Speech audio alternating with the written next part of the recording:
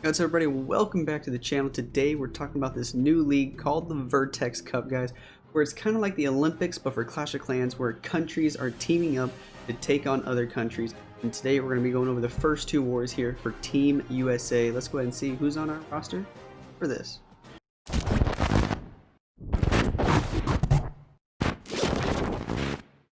Alright guys, so here we are over in our USA clan where we did call America. Team USA here, where myself, Nick, Agent 33 from Space Station, JD9 also, Messi, Nemesis, and Sir Longsword have teamed up, guys, for Team USA here to represent USA in the Vertex Cup, guys. There is a $1,000 prize pool for this. Basically, the different countries got grouped up into groups of 4. I believe in our group it's USA, Russia, Bangladesh, and Brazil, which you guys probably know has a lot of the INTZ players in it, but overall a lot of good players, guys. Basically, most of the captains ended up picking the best players they thought they could find from each country, so it's going to be a super stacked lineup for every single team. And so the top 2 players from each group stage are going to make it into the playoffs. So basically we have to play all 3 clans from our group. We have to play Bangladesh and Brazil, which we already did, as you can see on the screen right there. Tomorrow, or today by the time you're watching this video, we'll be playing Team Russia, guys, and it'll probably be live streamed, so make sure you check it out. I think it's going to be around 5 p.m. Eastern. Somebody will be streaming it, so definitely go check out Clash of Clans over on Twitch around 5 p.m. Eastern today if you're watching this as soon as I post the video, if you want to see Team USA versus Team Russia. But today we're going to check out both of these wars that already happened. Let's go ahead and take a look first at Team USA versus Bangladesh, where Bangladesh did get the victory over us. We went with the roster of Nick, Agent 33, this is his account in case you didn't know, Messi, myself, and JD9. This is one of his accounts right there. And let's just go ahead and watch all the triples from this war, and then we'll go ahead and check out Team USA versus Team Brazil, which is basically all of INTZ roster, where we did actually get the victory over them in that war, 13-13 on percent. So let's go ahead and check out our triples here. And this one is going to be by Agent, coming in with the Sui Lalo right here. He's an absolute beast with Sui Lalo. And guys, let me know what you think about this tournament format, about some different pro players teaming up based on where they're from. I'm really looking forward, if we make it to the playoffs, to play in Team Germany. That'll be a lot of fun. But let me know what you guys think about this. If you want to see me stream some of the playoff matches of this, I'm not sure if I'll stream the war versus Russia tomorrow, but maybe some of the playoff wars I'll probably stream once we get into the elimination phase of the tournament. Let me know if you guys want to see that. That'll probably be a lot of fun. Let's go ahead and check out this attack right here from Agent. He came in with this Zap Sui Lalo, and it just worked out perfectly. Zapping all this stuff over on the left side of the base, sending King and Queen in from this angle to go get that Eagle Artillery. Royal Champ's going to come in from the right side here to try and pick off that other air defense and the Inferno Tower. His Sui's going to get so much value that there's nothing left to shoot his Queen, and his Queen will be able to kill the Clan Castle troops here. So it's going to be absolutely OP what the Sui value is going to be able to get. Going to go ahead and zap that Inferno just to get it out of the way with that last zap. Poison spell right here for the Hound and the Headhunters and those Skellies right there from the Skelly Trap. And then he's going to be able to take out all the pups and then just start the flight from the right side of the base like this. Now, one thing we were talking about on voice chat, he had to be super careful with his bottom section because it looks super trapped. And as you can tell, he didn't really pull many Teslas yet. Only one on the very top side and one on the left side. But originally, before he even started the attack, we figured, all right, there's probably a bunch of Teslas on the bottom. Also, you got to watch out for these heroes, the Queen, the Royal Champ, and because there's 2 ground expos right here, it's going to be pretty hard to kill them on a Lalo attack with Headhunters, especially with the bomb towers right there, probably a Tesla farm. So he's like, all right, the only way I can probably kill these heroes is if I use Warden right away, or like drop, do the Lalo down here the best way possible. Obviously, it's not going to be a spam like that, but I think you get the point. And then drop the Warden and drop the Headhunters behind the Warden, and he just has to pop the Warden ability right away. And that's the only way he's going to be able to kill these heroes. So he's like, all right, if I do that, I don't have Warden ability for the Town Hall and the Scatter Shot, so how am I going to get that down? We're like, all right, I think you got to go with the Blimp and drop the Blimp with the Headhunters, pop the Warden ability. The Blimp's going to go all the way to the Town Hall, put some sneaky goblins in there with the Hound, and boom, it'll get it. That was the plan for this base. The Lalo honestly doesn't look that hard because there's not many. I mean, there's a bunch of defenses down there, but they're so clumped up that with a good Warden ability and well-placed loons on every single defense, the base is just going to fall so fast. So there goes the blimp, there goes the warden, there go the headhunters, and the early warden ability with the rage spell. Just like I said, they're going to shoot the royal champ, the king, then the queen. The blimp pops, out comes sneaky goblins and a hound. Boom, the town hall's dead, and the Lalo, the loons just path through. They just roll through the base. There's honestly no splash damage left in the base down here except for that scatter shot on the left side. He just has to haste through it, and it's GG. An absolutely beautiful Sui Lalo here from Agent. The plan worked perfectly. It all relied on that Sui value on the top side of the base. And look, the queen's still alive. She never even died. She gets so much value here. It's just absolutely insane how well that Sui did. Getting so much value. We'll go ahead and fast forward through the cleanup there. A nice hit here from Agent on Team Bangladesh here. Beautiful hit from him. And then we'll go ahead and check out the other triple as well. This one was from JD9 on this base. Another Sui Lalo, guys. The Lalo is strong when you use it correctly. So let's go ahead and check this one out. Again, a zap Lalo, but you notice 5 zaps, 3 earthquakes on this one. He's going to zap over there, the clan castle and those 2 buildings to the left, and he's going to use the 3 quakes over on the right. Now the reason he did that is because 3 quakes is enough damage to that Inferno tower that he'll be able to RC trick it. So boom, the Inferno's dead. And then he wants to Sui for the scatter shot over here. He's going to make a funnel with the wizard. King's going to walk all the way toward that scatter, funnel the top side with just 1 balloon. That's enough to get it done. He times it perfectly, so the royal champ was distracting the scatter. He didn't have to worry about that, shooting his balloon. And now he can drop the queen in behind the king, and he was like, alright, I'm not really sure which way they go. Maybe they get the town hall, maybe they don't. So he brought a safe blimp anyway. And by safe blimp, I mean the troops that he puts in the blimp are going to be to get the town hall, like some sneaky goblins and some other stuff, just to make sure that town hall goes down, because he wants to Lalo from the 330 side over here on the right, just like this. So he's going to go ahead and pop the king ability, kill the enemy queen there. And unfortunately, the queen's not going to go for the town hall. She's going to go up for that queen platform and the Inferno tower, but that's okay. Still gets pretty good value here from the Sui. Also grabs that wizard tower. And then there he starts with the Lalo early cleanup minions just to make sure you don't time fail. The Lalo moving around nice and easily from the right side to the top right, all the way to the top of the base. And then here comes the blimp when he's going to time it with the warden ability here in just a little bit. There goes the last lava hound from the top. Still has 3 headhunters in the bag as well to help kill that enemy royal champ. There goes the warden ability in the core, and to get that blimp all the way to the town hall, which it does get there, luckily. Or thankfully, I think I should say is the better word. Out comes another lava hound, 5 sneaky goblins to make sure that town hall goes down. Finds the tornado trap over there by all the ground expos. And then he unfortunately wasn't able to kill the royal champ with those 3 headhunters again because of these ground expos, guys. Those ground expos are really annoying for headhunters. You have to time your headhunters in your warden ability or freeze the ground expos or something if you want those headhunters to do anything on the backside. But luckily he has enough lava pups and enough minions to kill that royal champ and just overwhelm these defenses on the backside with all these loons, because he has a ton of loons still up, and they're just going to path through and just smash this base. The king on the backside can't do anything against air troops. This was a nice triple there from JD9. Some of the other plans we had were good as well. I think Nick got a little unlucky with his Sui. He ended up getting, where was it, like 85%. I had a 96% time fail, but you know what, it happens every now and then. But shout out to Bangladesh. I'm not going to show any of their triples right here. I think it was streamed though, if you guys want to go find it on Twitch. But shout out to Bangladesh. They did get 3 triples here, so they did really good in this war. I'm not sure how they did in their second war, so who knows who's going to advance to the playoffs. Because like I said, only the top 2 teams from every group, and every group has 4 teams, are going to advance to the playoffs. So this is just group stages right now, so it's fine that we lost this match. As long as we win our other 2, we should be able to go to the playoffs. So speaking of the other 2, let's go ahead and check out today's match, which was Team USA versus Team Brazil. And for those of you who don't know, this is basically just INTZ. I mean, look at this. I'm pretty sure this is the full INTZ lineup. Yeah, Selinho, Marino, Bernal, Renan, and Loop. And today we used Nick, Nemesis, JD9, Agent, and myself again. And let's go ahead and check out all the triples from this one. So Agent went in first on base number 2 here.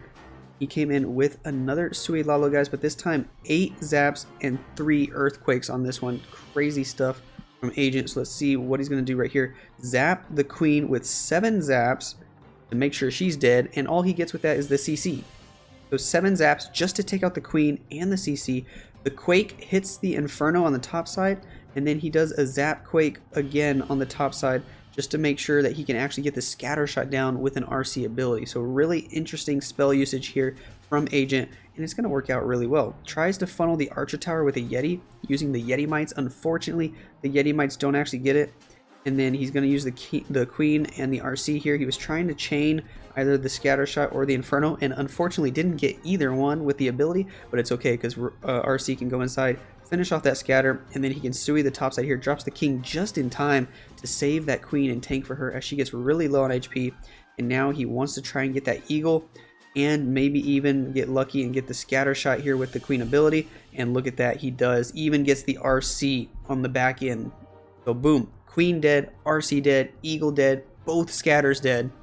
That's a perfect setup for a Lalo. And then he's going to come in from the 10 o'clock angle and just work his way around the base just like this, counterclockwise. And it's going to be pretty straightforward. He even brings a blimp for the Town Hall just to be safe, even though he probably could have brought a Stone Slammer, but he wants to save the Warden ability for later. He doesn't want to use the Warden ability over the Town Hall, which is why he decided to do that. So see, he can use the Warden ability later on when he's on the back side of the base here with that last Wizard Tower. Finds a Tornado Trap behind the Town Hall. Not going to really matter in this case. Some more loons from the right side. Still has 2 in the bag and an extra haste here, but he's honestly doesn't even need a lot of these spells. Or he only had 2 spells for the Lalo and really only needed like 1.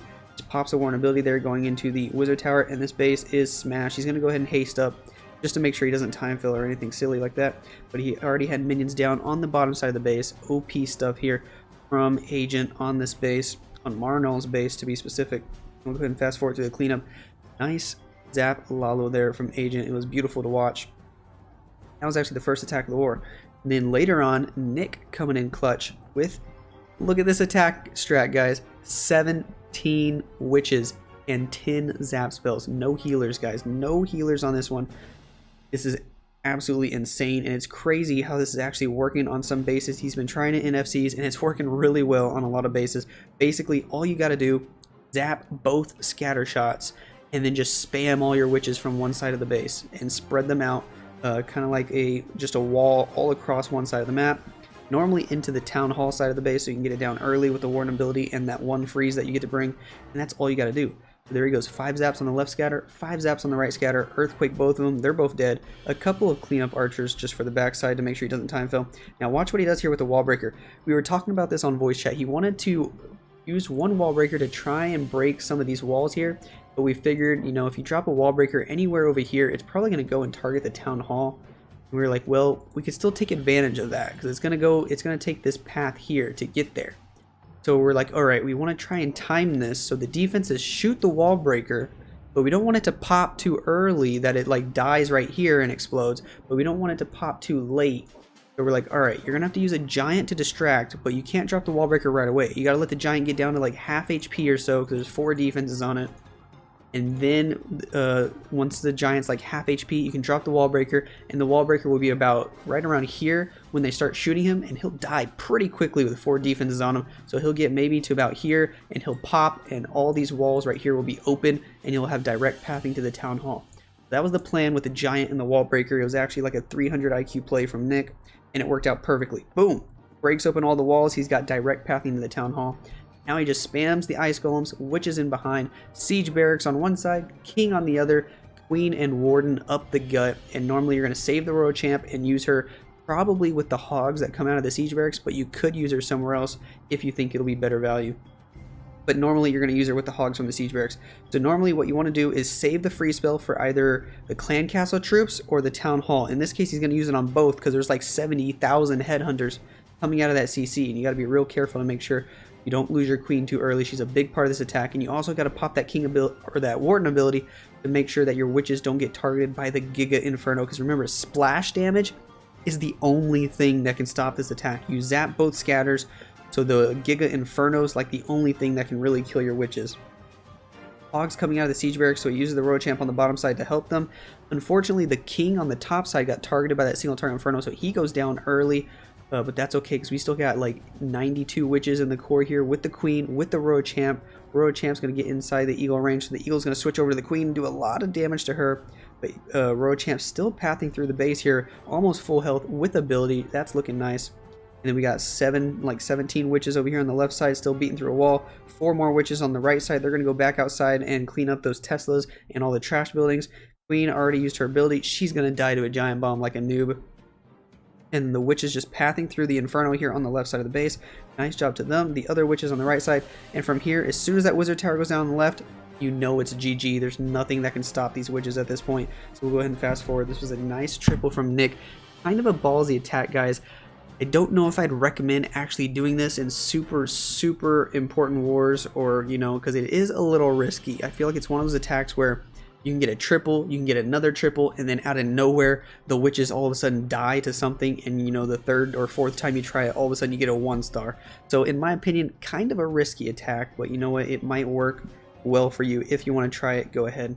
And then we're going to check out this last attack here in the war. This was me on the last attack at the very last minute, guys, to win us the war here. So finally I get another attack here that's going to or another triple here that's going to boost my confidence. But this one was honestly a pretty nice one, coming in with the jump hybrid, guys. Don't do jump hybrid super often, but this one I think was just begging for it on Renan's base, using some sneaky goblins to funnel both sides here for the queen. Just jump straight into the eagle and then start the hybrid super early in order to keep the queen alive and to force her back over to the right so she can walk this side and get both scatter shots. And with the hybrid not having to go through any scatter shots, there's really not much that can stop the hybrid. So here the queen takes the jump. She's going to go into the eagle here, and she'll get that down. The only thing I was worried about when I was talking through the plan with Nick is this air defense shooting my healers if the queen doesn't path to it, and that's exactly what started happening, which is why I had to start the hybrid super early to save those healers. There goes the first rage. I wanted to wait until the CC got pulled to start the hybrid because I want to make sure the CC goes to my queen and not to my hybrid troops. So there I see the air defense shooting healers, but I also see the CC troops coming out, so I'm like, okay, I'm safe to start the hybrid, and I drop the poison here. Air defense goes down, so the healers are safe. King and siege barracks on the outside, and now it's just about keeping both the hybrid and the queen alive. So there goes my second rage. There goes my first heal, trying to multitask here, keeping the hybrid alive, keeping the queen alive, and it ends up working really well here. The hybrid pathing into the town hall. King on the outside with a headhunter, going to take out that queen super quickly. I'm going to go ahead and freeze up that town hall as it gets activated. Queen's still alive with the help of a minion to take out those pups. More hogs coming from the siege barracks. Pop that warren ability in the core for everybody moving through. Last heal on the backside, and just hoping that the Royal Champ doesn't get targeted by the Infernos. I do have an extra freeze that I could have used on her, but once I saw that left side Inferno getting destroyed by the hogs, and the hogs getting out in front of the Royal Champ for the right side Inferno, I decide, okay, I'm going to use the freeze for my queen. Keep her alive over there with the king and the scatter shot, so that's what I do. Still going to have to pop her ability because there's just way too much damage over there. But that's okay. The freeze definitely let me keep her ability a few seconds longer, and because of that, she's actually going to stay alive the entire attack here. She's going to eventually go to the backside and get this last scatter, while the hybrid troops move in through the rest of the base here. A million cleanup wizards on the outside of the base. Wasn't sure what I was trying to say there, but who cares. And even an extra headhunter, sneaky goblin for cleanup, a couple archers on the backside just to help make sure we don't time fail. But nonetheless, honestly, a pretty nice triple here. Swag, RC ability, didn't even need it. Skelly trap pops on the end, can't do anything about it. But there we go. That's going to be a nice triple. And INTZ, or Team Brazil in this case, did also get 3 triples on our bases. So big shout out to Celine, Loop, and Renan for getting the triples here. But we did win on percent, 95.2 to 88.6, because both the other attacks were honestly really close. JD9 would have tripled if he had one more freeze, or if the blimp would have just gotten the town hall, guys. His blimp didn't get the town hall, still almost tripled. There was only a couple of defenses left up alive. And Nemesis would have tripled with Queen Charge. Hybrid, he actually had a really OP plan, executed it almost to perfection, except when he went to drop the first heal on the hybrid, he dropped both heals at the same time. So if he didn't do that, the hybrid would have crushed the base, and it would have been a 14-star war. So nice try to him. But we're going to be facing Team Russia tomorrow, or today actually, by the time you're watching this video. So definitely make sure you check out Twitch around 5 p.m. Eastern if you want to see Team USA versus Team Russia, guys. It's a pretty awesome tournament we're playing here in the Vertex Cup with a $1,000 prize pool. So shout out to Ted and everybody else who's in charge of that for setting it up. That's going to be it for this video, guys. Let me know what you think down below, and I'll catch you guys in the next one.